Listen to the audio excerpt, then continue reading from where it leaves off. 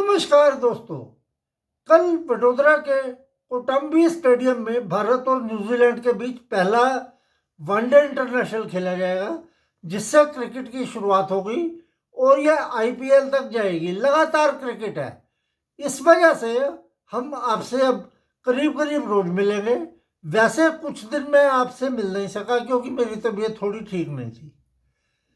अब कोटंबी का स्टेडियम दिसंबर 2024 में तैयार हुआ था। उसके बाद से अभी तक मेंस ओडीआई का कोई मैच नहीं खेला गया। वुमेन्स ओडीआई के 3 मैच हुए हैं यहाँ पे।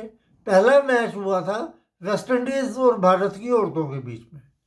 ये बैटिंग फ्रेंडली विकेट है और बल्लेबाजों के लिए अच्छा है, स्वर्ग है ये। इसमें बड़े बड़े स्कोर बनाए जाते हैं। अब जहां तक भारतीय टीम का सवाल है, हार्दिक पांड्या के ना होने से जो भारत की बॉलिंग का तालमेल गड़बड़ाया है, उसकी वजह से भारत की मजबूरी बन चुकी है कि ये रविंद्र जडेजा, वाशिंगटन सुंदर और नीतीश कुमार रेड्डी, इन तीनों को मजबूरी में भारतीय टीम को लेना पड़ेगा। अकेले हार्दिक पांड्या के ना होने से ये कॉम्बिनेशन थोड़ा अलग सा होगा, क्योंकि भारत की रणनीति है 8 बल्लेबाजों के साथ जाने की, और ऐसे ही 8 बल्लेबाजों का चयन किया जा सकता है। अब जहां तक बात है मोहम्मद सिराज की, मेरे को चांस कम लगता है कि कल मोहम्मद सिराज को खिलाया जाएगा, क्योंकि उनको खिलाने के लिए या तो अर्शदीप को बाहर करना पड़ेगा, नहीं तो हर्षित राणा को बाहर करना पड़ेगा। मेरे हिसाब से जो भारतीय टीम चुनी जाएगी कल, वो इस प्रकार होगी: शुभमन गिल, रोहित शर्मा, विराट कोहली, श्रेयस अय्यर, केएल राहुल, रविंद्र जडेजा, कुलदीप यादव, हर्षित राणा, अर्शदीप, वाशिंगटन सुंदर और नीतीश कुमार रेड्डी। वैसे नीतीश कुमार रेड्डी मेरा भरोसा ज़्यादा जीत नहीं सका है, लेकिन क्योंकि भारत इस तरीके का कॉम्बिनेशन खिला सकता है, क्योंकि वनडे में वो 8 बल्लेबाज जाते हैं, जब T20 में भारत की टीम और गौतम गंभीर की सोच 8 बल्लेबाज खिलाने की है, तो वनडे में तो निश्चित रूप से होगी। नहीं तो मैं अगर अपना सिलेक्शन करूं तो मैं नीतीश कुमार रेड्डी की जगह हमारे मोहम्मद सिराज को मौका देना ज़्यादा पसंद करूं, क्योंकि उससे बॉलिंग का कॉम्बिनेशन भी ज़्यादा अच्छा होगा और अटैक में पैनापन होगा। लेकिन रहेगी यही टीम भारत की। बाहर बेंच गर्म करेंगे यशस्वी जायसवाल, मोहम्मद सिराज, ऋषभ पंत और प्रसिद्ध कृष्णा। प्रसिद्ध कृष्णा को तो इतनी प्रसिद्धि नहीं मिली और उनको ये उम्मीद भी नहीं है कि पहले वनडे में मौका मिलेगा। जहां तक यशस्वी जायसवाल का सवाल है, यशस्वी जायसवाल को तब मौका मिल सकता है जब रोहित शर्मा और शुभमन गिल में से कोई एक ना खेले। लेकिन शुभमन गिल कप्तान है और रोहित शर्मा इस मैच को जरूर खेलेंगे। इस वजह से यशस्वी जायसवाल, ऋषभ पंत, मोहम्मद सिराज और प्रसिद्ध कृष्णा को बेंच गर्म करना पड़ेगा कम से कम पहले मैच में। उसके बाद की स्थितियां क्या बनती हैं ये भारत देखेगा।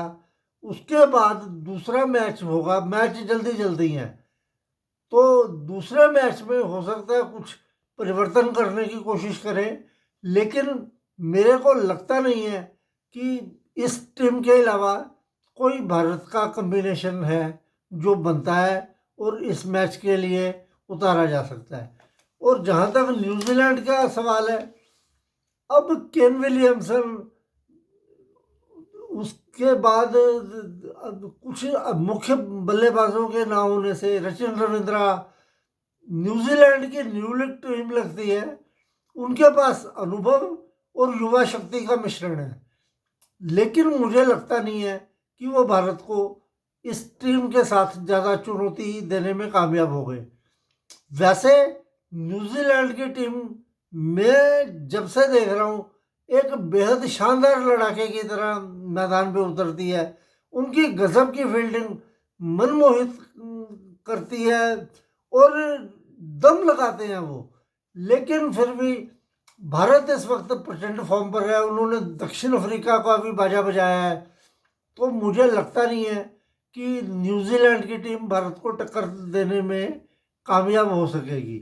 उनकी टीमें मुख्यतः जो होगी वो 11 संभवतः है वो यही होंगे: Michael Bracewell, Adil Ashok, George Clarkson, Devon Conway, Kyle Jamieson, Nick Kelly, Daryl Mitchell, Henry Nicholls, Glenn Phillips और विल यंग। ये टीम अच्छी दिखाई देती है। कुछ बहुत ही अनुभवी खिलाड़ी हैं, जैसे डेरिल मिशेल है, विल यंग है, हेनरी निकोलस है। लेकिन भारतीय परिस्थितियों में ये भारत को कितनी चुनौती दे पाएंगे, ये तो मैच के समय ही पता चलेगा। बाकी जहाँ तक कौटुंबी का सवाल है, अब मौसम क्योंकि अभी ठंडा है तो हो सकता है थोड़ी बहुत ओस भी शाम को दिखाई दे।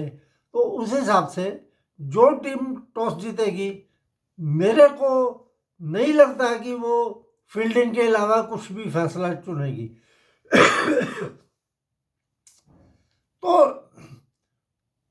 टॉस जीतकर अगर दूसरी टीम को बैटिंग कराई जाती है तो दूसरी टीम को ये समझना पड़ता है, पहले तो 5-7 ओवर पिच की कंडीशन देखेंगे कैसी है, उस पर स्ट्रोक प्ले कैसा हो रहा है। उसके बाद टारगेट निर्धारण करना पड़ेगा उनको कि इस पिच पर कितना एवरेज स्कोर है और उससे 25-30 रन अधिक बनाने पड़ेंगे। और दूसरी जो चेस करेगी टीम, उसको पता होता है हमारे पास ये टारगेट है, हमने मान लिया 300 रनों के लक्ष्य का पीछा करना है तो पहली गेंद से ही 6 रन प्रति ओवर के हिसाब से बनाने हैं। और साथ में जब उसका साथ भी मिलेगा तो उनके लिए आरामदायक स्थिति होती है। फिर न्यूजीलैंड का न्यू लुक्ड अटैक है, काइल जेमिसन के अलावा कोई मुख्य गेंदबाज इनके पास नज़र नहीं आ रहा। कैली अच्छा बॉलर है, लेकिन न्यूजीलैंड के बॉलर भारतीय टीम की फॉर्म जो रोहित शर्मा और विराट कोहली ने दक्षिण अफ्रीका के खिलाफ दिखाई है, और दक्षिण अफ्रीका के खिलाफ हालांकि ऋतुराज गायकवाड़ ने भी शतक जड़ा था, लेकिन दुर्भाग्य से वो टीम में नहीं है, तो उनकी जगह श्रेयस अय्यर आए हैं। श्रेयस अय्यर की परफॉर्मेंस के ऊपर भी भारत की बहुत बड़ी जिम्मेदारी होगी कि भारत का प्रदर्शन कैसा रहता है। श्रेयस अय्यर बेहतरीन खिलाड़ी हैं, बेहतरीन फील्डर हैं। ऑस्ट्रेलिया वाला जो कैच आपने पकड़ा था जिसमें इसको इंजरी हो गई थी, बेहद शानदार कैच था, पूरा दमखम लगाते हैं अपने।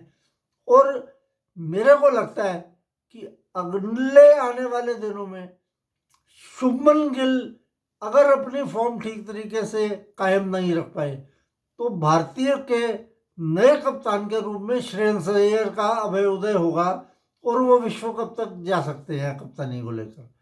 बाकी कल मैच 1:30 बजे शुरू होगा। टॉस बहुत महत्वपूर्ण इस मैच में भूमिका अदा करने वाला है, क्योंकि भारत की टीम का पिछले काफ़ी टाइम से टॉस के मामले में काफ़ी खराब रिकॉर्ड रहा है।